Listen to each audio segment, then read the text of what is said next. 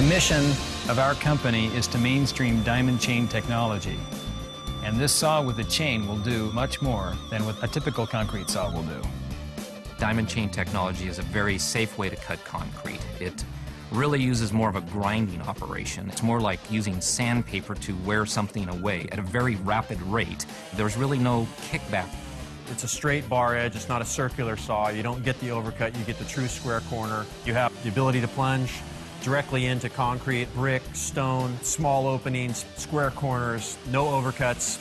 Our flagship is our 853 series. It's a hydraulic saw designed for the professional cutter. And then from there we go into our two-stroke gas-powered engines, the 633 GC.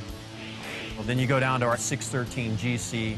Now we're introducing the 603 GC, available under $1,300. Excavation's a big one for us. The pipe, the precast pipe, the artists, plumbers, mechanical, do-it-yourselfer. Fire sprinkler guys, HVAC. I mean, you can walk down the line all day.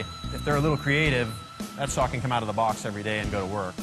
It cuts through anything, and we're finding that we can pretty much do just about any job we look at now. Concrete is not an issue anymore.